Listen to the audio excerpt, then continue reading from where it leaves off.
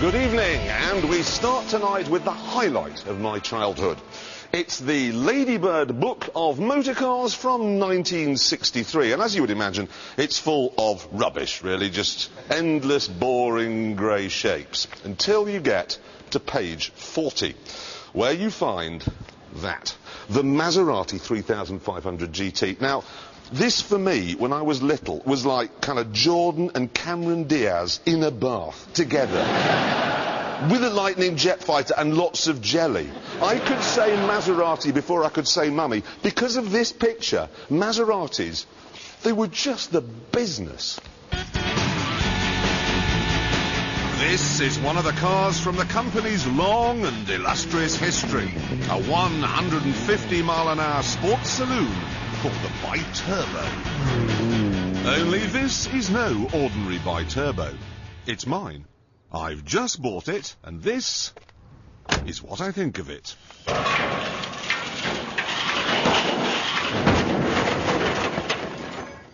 The Bi-Turbo got what it deserved because it was an affront to one of the best badges in the business. 50 or so years ago, Maserati won the Grand Prix World Championship with this car, the face-bending 250F.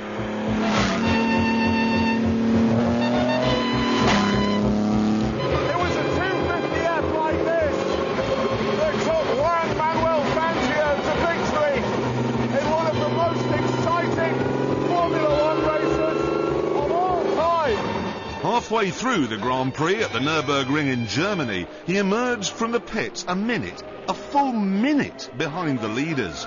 Victory looked impossible, but in the next 22 laps, he broke the lap record 10 times. Then, with just 2 laps to go, he surged past Mike Hawthorne's Ferrari and won. This, then, is what Maseratis are all about. Moss and Fangio, power-sliding heroes in polo shirts and leather hats. I'm sitting here leaning on a huge metal fuel tank with a prop shaft spinning between my legs at 3,000 RPM.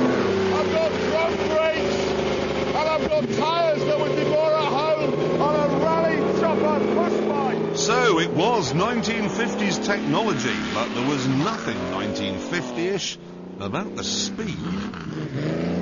Its 2.5-litre straight-six engine pumps out around 270 brake horsepower, a lot in a car that weighs less than a Lotus Elise. That means 0 to 60 in 4.3 seconds. The top speed is 165 miles an hour. Oh, yes!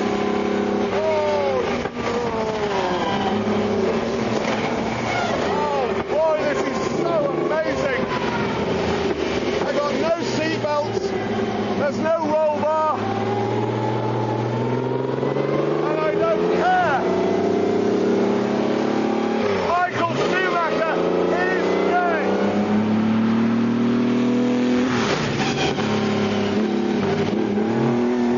Oh no, I'm spinning in £1 million. I've just spun a car worth £1 million.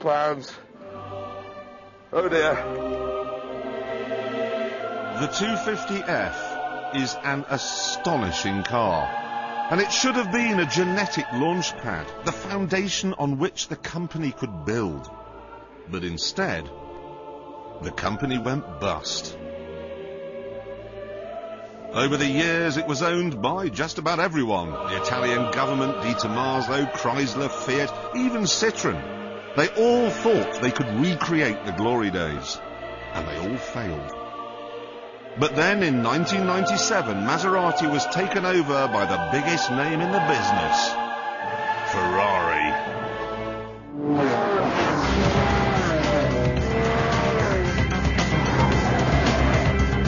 Ferrari decided that what Maserati needed most of all was a racing car. So they took their Enzo, gave it some new clothes, and created something called the MC12.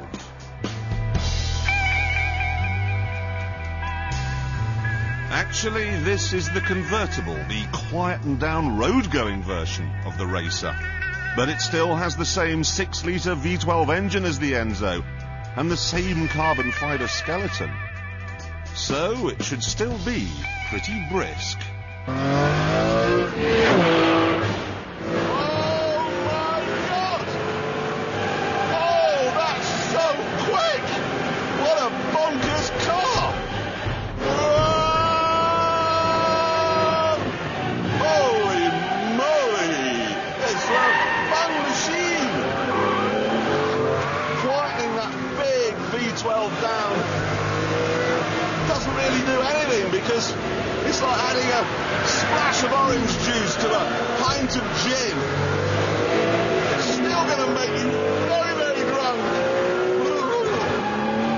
The 630 horsepower MC12 goes from 0 to 60 in 3.8 seconds. Flat out it'll be doing 208. So it's just as fast as the Enzo. And that's the fastest car we've ever tested here. It's easy to be seduced by the speed, but don't be, because this car has a few problems. Because this car was designed for racing, it has a huge rear spoiler. But don't worry about this blocking rear visibility, because there's no back window. And then there's the sheer size of the thing. In fact, the only thing that dwarfs this is the price tag. £412,000. There's something else too. Racing cars which have been converted for road use never really work. It's like making a hardcore adult film and then editing it so that it can be shown in British hotels. You just end up with a sort of half-hour close-up of some bloke's sweaty face. The MC12 then is a bit blurred. Is it a racer? Is it a GT car? Is it a detuned Enzo in a fat suit? You can't really tell. Yes, it is very, very, very, very, very fast. But it's far too big, far too ugly. And if you put your foot down, far too tricky. It's one of the most difficult, recalcitrant and twitchy cars I've ever driven. Sure, it's already winning races, but I'm afraid that, like the Bi-Turbo, it absolutely doesn't win my heart. Now, since we made that film, Maserati is no longer under the control of Ferrari. They've been moved to be under the control of Alfa Romeo, and soon I've heard they're going to be for sale again. Yeah, but enough about all of that stuff. I still can't believe that you don't like this thing. Oh, I'm sorry, 412,000 quid for a car that doesn't know what it is. And you know I said in the film it's got no back window? Yeah. Look, I mean, it really has got no back window. No, you're right, there actually isn't one, is there? But, and you can't deny this, it is seriously fast. It's quick. It's just, honestly, I really do believe that it will go round our track faster than the Enzo. No. I do. Who'd like to see that? Yeah! Well, you can't. Because, no, sorry, the Stig is psyching himself up, and he's going to be ready to do that at the end of the show. Earlier on, I drove the Maserati MC Hammer here, OK? And we suspect it may be quicker than the Ferrari Enzo. We suspect it could be the fastest car ever to go round our track. So that means we've got to bring out our house-trained racing driver. Some say he's wanted by the CIA and that he sleeps upside down like a bat. All we know is he's called the Stig. Away he goes, massive wheel spin, smearing the track with rubber from those huge, huge tyres. Now, down to the first corner. Oh, he's very fast in. Look how flat it is. No roll at all, but look, you can see the Stig working hard in there. The prog rock fixation has reached King Crimson. Around Chicago, still looking very flat, very smooth. Coming up to the hammerhead, braking hard. The ABS in this is less intrusive than it is in the Enzo, so the Stig can brake later. That will help his time.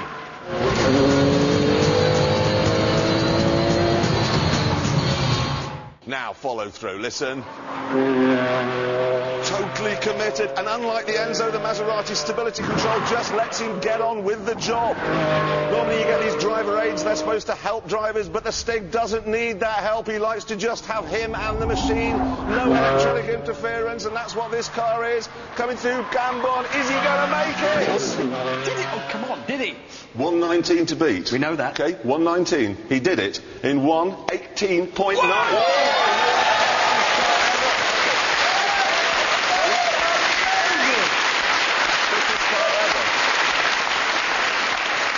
New fastest car, and it's a car you didn't like. You know, well, speed isn't everything.